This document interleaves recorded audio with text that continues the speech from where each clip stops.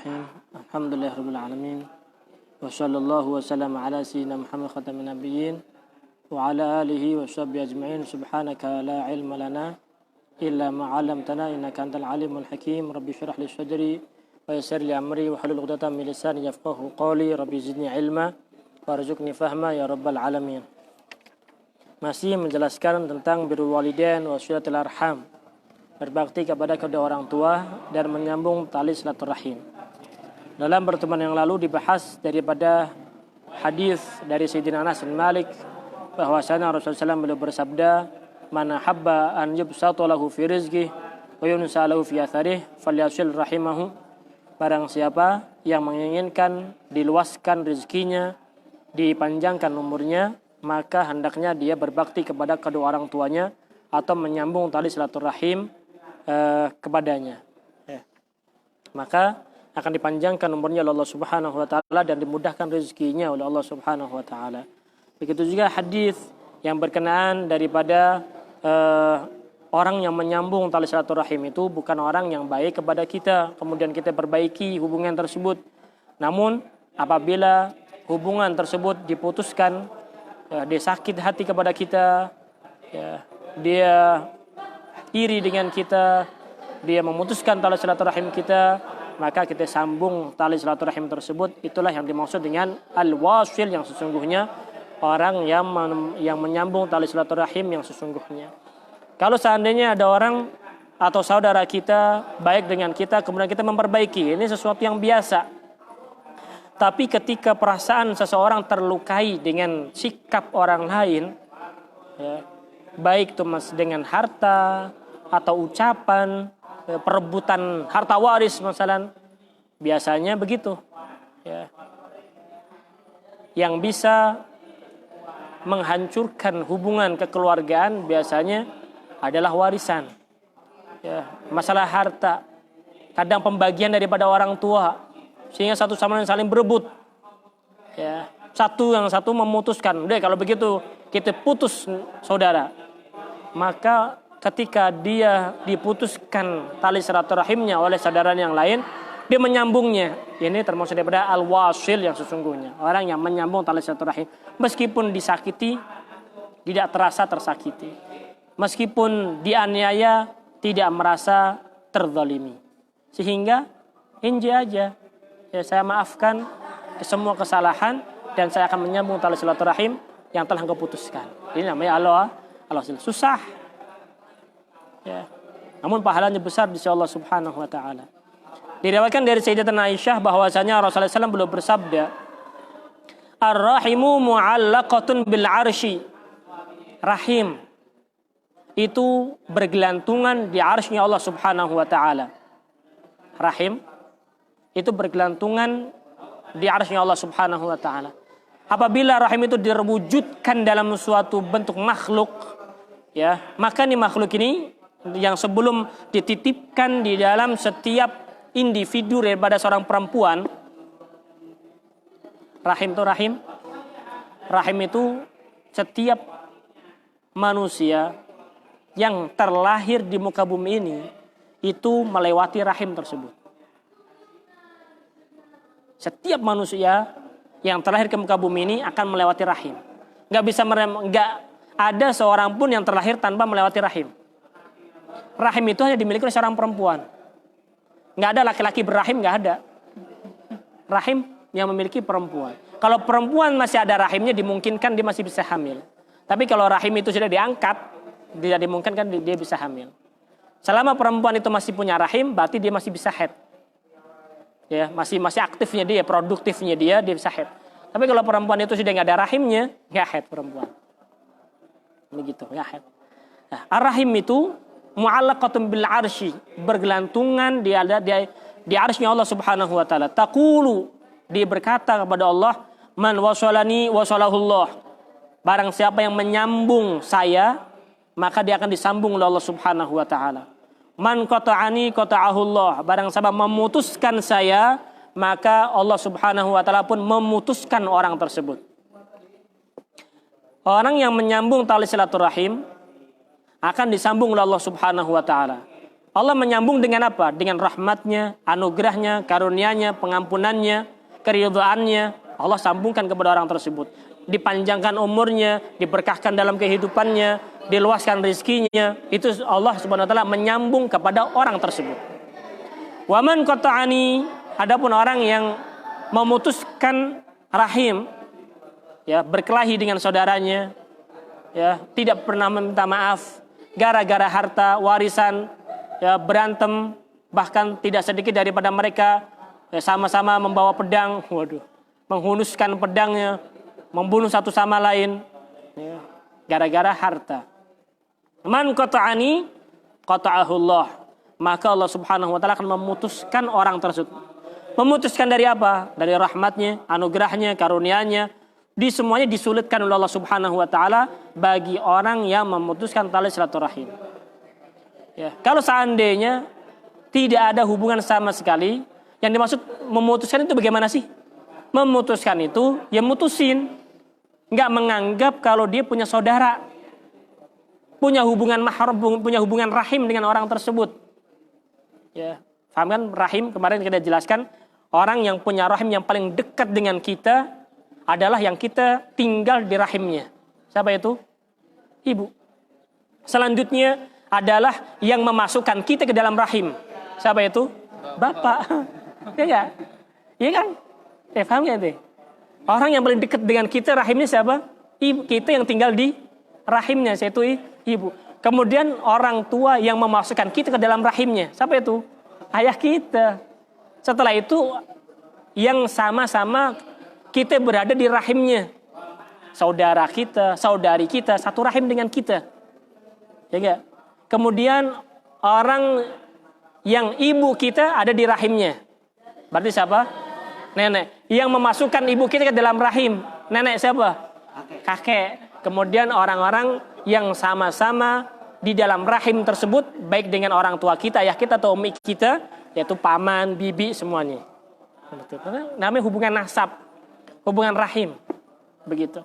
Anak kita, ya, kita masukkan anak ke dalam rahim bini kita. Bini kita ngeluarin lagi anak kita. Nasab, nggak boleh kita memutuskannya. Begitu. Ala kulli hal. Ya, orang yang menyambung tali silaturahim, yang menyambung rahimnya, maka Allah Subhanahu wa taala akan menyambung orang tersebut. Allah yang akan menyambungnya. Wa salahullah. Allah yang akan menyambung orang tersebut. Ya, dengan rahmat, anugerah, karunia, ampunan, rizki yang melimpah. Urusan gampang, mudah. Ya, semuanya. Panjang umur, berkah. Kalau dia menyambung tali silaturahim, tidak memutuskan tali silaturahimnya. Meskipun orang terzalimi, teraniaya, masalah warisan, masalah harta gampang dicari, kekayaan gampang dicari, tapi masalah rahim, ya, ini susah untuk disambungnya. Susah. Ya, orang yang diputuskan dari rahmatnya Allah Subhanahu wa taala, ya, qati' rahim mal'unun walau mata fi jawfil Ka'bah. Orang memutuskan tali silaturahim terlaknat meskipun mati di dalam Ka'bah. Terlaknat. Ya. Innar rahmata la tanzil fihim qati'. Rahmat tidak akan turun apabila ada di situ orang yang memutuskan tali silaturahim. Ya. Faham? Begitu. Tali silaturahim diturunkan menyebabkan rahmat tidak turun. Kalau hanya tidur saja, ngantuk saja nggak apa-apa. Yang penting dia orang baik mah nggak apa-apa. Nah, tapi kalau orang melek, tapi mutusin tali silaturahim, waduh, rahmat nggak turun kepada kaum tersebut. Ya, tapi kalau dia baik, meskipun dia ngantuk-ngantuk, nggak apa-apa, masih bisa menurunkan rahmat dari Allah Subhanahu wa taala. Paham ini ya? Oke. Wa Nabi Ayyub Khalid bin Zaid al-Ansari radhiyallahu anhu anna rajulan qala. Ada Abu Ayyub al-Ansari. Abu Ayyub al-Ansari ini beliau yang menempati rumah yang mana Rasulullah SAW ketika hijrah mampir di rumah tersebut.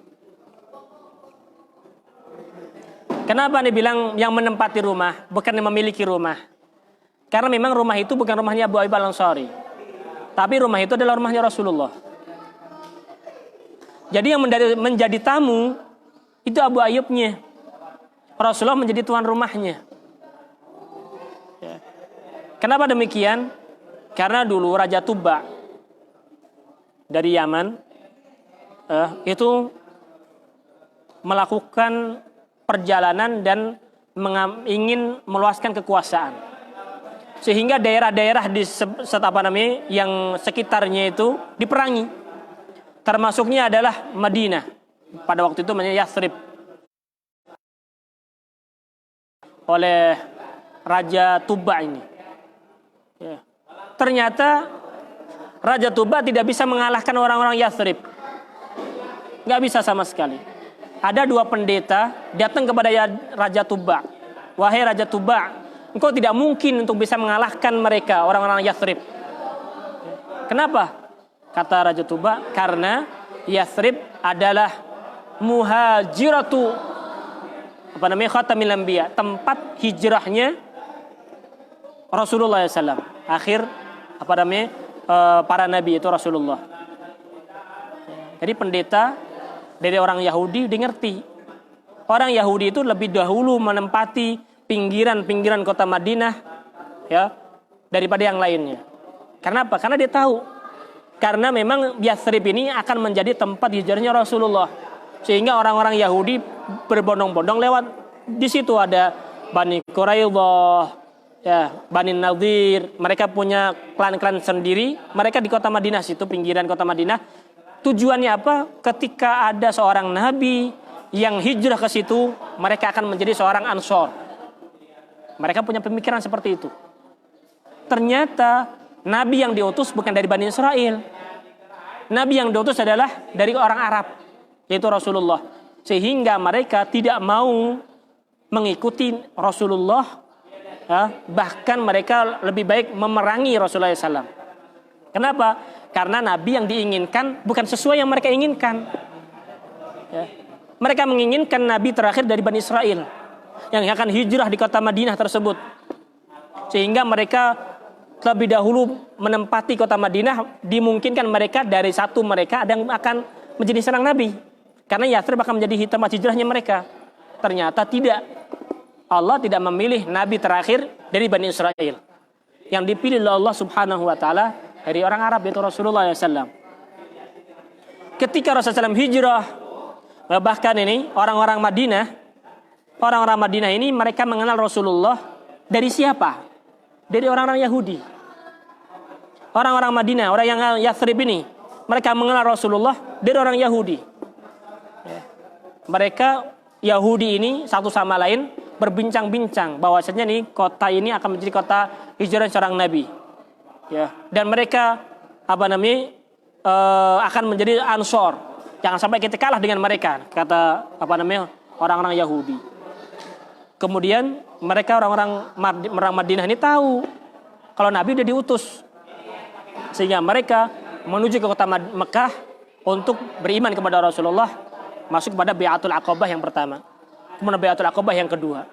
Jadi Rasulullah SAW ketika hijrah dari kota Mekah ke kota Madinah, Rasulullah SAW sudah mendapatkan pengikut atau ansor, ya, daripada orang-orang kota Madinah tersebut. Masuk Islam mereka. Sudah masuk Islam. Paham? Kembali pada cerita tadi. Orang-orang Madinah ini mereka diperangi oleh Raja Tuba. Kemudian orang-orang Yahudi kan ada pendetanya. Bilang kepada raja ini, wahai raja, engkau nggak bisa akan memerangi daripada Yathrib ini. Kenapa? Karena ini adalah tempat hijrahnya Nabi akhir zaman. Begitu. Oh begitu. Ya. Maka Raja Tuba ini beriman kepada Rasulullah. Beriman kepada Rasul sebelum datangnya Rasulullah. Puluhan tahun, bahkan ratusan tahun sebelum datangnya Rasulullah. Kemudian Raja Tuba, ya, karena cinta kepada Rasulullah, membikinkan rumah untuk Nabi akhir zaman, ya. Untuk Nabi akhir, sehingga Raja Tuba ini beliau ingin kembali ke kota Yaman, melewati Mekah dulu. Melewati Mekah, lebih dekat. Jadi Madinah, Mekah, baru Yaman nantinya. Gitu. Faham? Raja Tuba ini menyerahkan rumah kepada pengikutnya. Dan dia menulis surat bahwasanya rumah ini adalah rumah yang saya hadiahkan adalah Raja Tuba kepada Nabi akhir zaman, itu Rasulullah SAW. Ditempati oleh pengikut Raja Tuba, generasi sampai generasi, sampai terakhir yaitu Abu Ayyub Al-Ansari. Ketika Rasulullah SAW hijrah dari kota Mekah ke kota Madinah, ya, ontanya Rasulullah SAW dia tahu, dia ngerti. Makanya kan da'ha innaha ma'murah. Lepasin tali kekang daripada onta tersebut. Dia sudah tahu di mana dia akan singgah. Dia singgah di mana? Rumahnya Rasulullah yang pernah diberikan oleh Raja Tuba kepada Rasulullah. Sehingga mampirlah Rasulullah SAW di rumahnya sendiri, yaitu rumahnya Abu Ayyub Al-Ansari yang ditinggali oleh Abu Ayyub Al-Ansari tersebut. Begitu. Faham? Sehingga Rasulullah SAW tinggal di situ. Ketika Rasulullah SAW di situ, maka Abu Ayyub Al-Ansari nggak berani tidur di atas, ya, tingkat. Ya. Abu Ayyub di bawah, Rasulullah di atasnya. Ya. Kenapa? Takut kalau Rasulullah SAW masih di bawah, takutnya nginjek. Ya, kita di atas kan dia nginjek. Rasulullah SAW di atasnya Rasulullah, kurang ajar. Sehingga Sayyidina Abu Ayyub Al-Ansari di bawah, Rasulullah SAW di atas. Gitu. Ala kulli hal, Abu Ayyub Al-Ansari termasuk sahabat yang mulia, sahabil jalil, Al-Khazraji, An-Najjari Al-Madani. Bani Najjar dari mana? Yaman. Ya. Najjar. Syekh Faisal Najjar nih. Yaman dia. Yaman. An-Najjar, Bani Najjar. Ya, Al-Khazraji, An-Najjari Al-Madani. Ya. Beliau dari suku Khazraj. Gitu. Kemudian dari Bani Najjar. Ya. Al-Madani, tinggal di kota Madinah. Beliau ikut Syahid Al-Aqabah. Ya, Syahid Al-Aqabah, berarti beliau ikut dalam Bai'atul Aqabah. Bai'atul Aqabah yang pertama, Bai'atul Aqabah yang kedua kan ada. Ya. Jadi sebelum Rasulullah SAW hijrah, beliau sudah masuk Islam dulu. Sebelum Rasulullah SAW hijrah, beliau sudah masuk Islam terlebih dahulu. Kemudian ikut perang Badar, perang Uhud, perang Khandaq, Bai'atul Ridwan. Nah, kalau Bai'atul Ridwan itu di Hudaybiyah. Bai'atul Ridwan itu di Hudaybiyah ketika ada kabar bahwasanya Sayyidina Utsman terbunuh.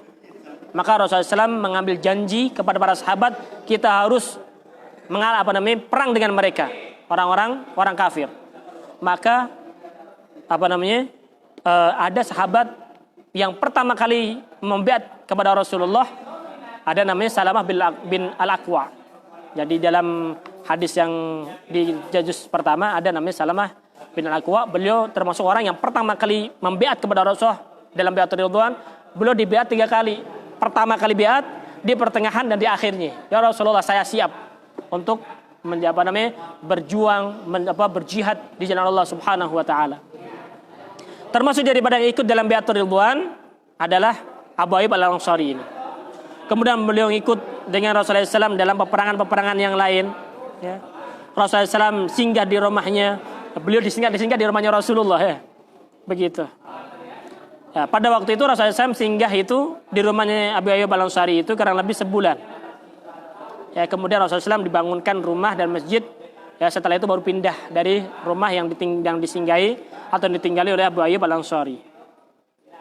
Abu Ayyub Al-Ansari beliau meriwayatkan hadis 150 hadis. Beliau meriwayatkan hadis 150 hadis. Yang mengambil hadis daripada beliau Bara bin Azib, Jabir bin Samurah, Abu Umamah Al-Bahili, Zaid bin Khalid Al-Juhani, ya, Ibn Abbas, itu mereka ngambil daripada Abu Ayyub Al-Ansari ini. Karena mereka umurnya di bawahnya. Beliau meninggal di kota di Rum, di Romawi, di Eropa. Tufi birum, di Rum. Abu Ayyub Al-Ansari ini di mana dikuburkan? Ya, di mana dikuburkan? Di Turki. Yang terjadi peperangan, ya, Muhammad Al-Fatih ingin merebut daripada Konstantinopel, nggak bisa. Kemudian guru daripada Muhammad Al-Fatih, ya, memerintahkan kepada Muhammad Al-Fatih untuk mencari makom Abu Ayyub Al-Ansari. Cari makomnya, ada ketemu, tawasul dengan Abu Ayyub Al-Ansari. Beliau ziarah, beliau tawasul, semuanya sahabatnya, anak buahnya ziarah ke Abu Ayyub Al-Ansari. Setelah berziarah ke Abu Ayyub Al-Ansari, diberikan jalan oleh Allah Subhanahu wa taala untuk merebut kemenangan dari kota dan menguasai Konstantinopel tersebut. Jadi Abu Ayyub Al-Ansari itu di situ. Ya. Padahal beliau di kota Madinah, ya, tinggalnya. Dakwah, pergi hijrah dari kota Madinah ke kota yang lain untuk mendakwahkan Islam sampai ke Turki. Ya. Beliau dalam peperangan, ya, dalam peperangan dengan orang-orang Eropa itu di Turki situ, meninggal dunia, dikuburkan di situ. Ya. Kemudian Muhammad Al-Fatih diperintahkan gurunya untuk mencari makamnya beliau dan berziarah, tawasul dengan sahabat ini, diberikan kemenangan oleh Allah Subhanahu wa taala. Abu Ayyub Al-Ansari. Begitu. Kalian begini, wa qabruhu bi Konstantinia, itu Konstantinopel. Begitu. Masya Allah. Pada tahun berapa beliau meninggal dunia? Beliau meninggal dunia pada tahun 50 Hijriah atau 51 atau 52 Hijriah. Begitu.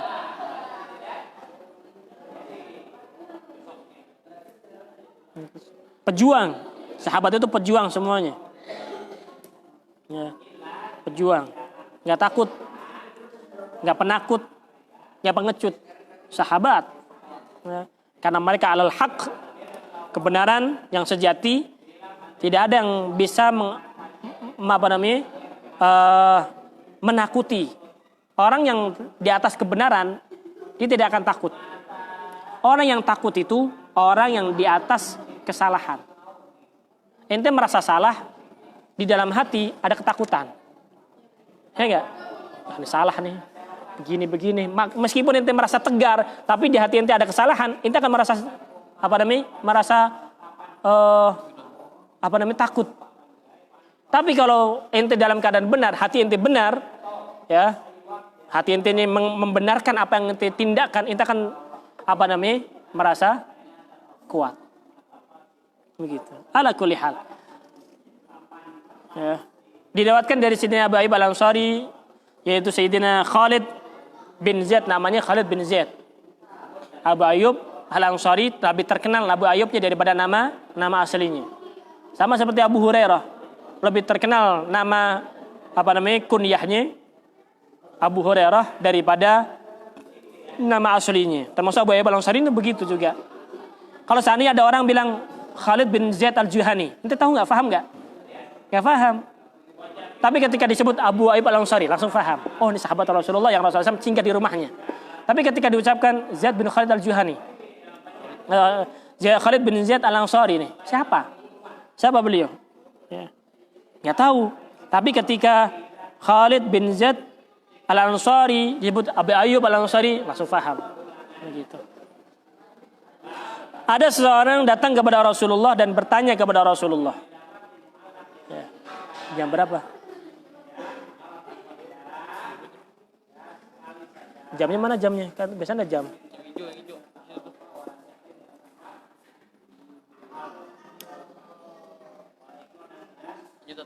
Habis ini sama siapa? Jalani. Wallahu alam bishawab. Kalau dalam pertemuan akan datang kita lanjutkan pembahasan daripada hadis yang diriwayatkan oleh Sayyidina Abu Ayyub Al-Ansari insyaallah. Wallahu a'lam bishawab.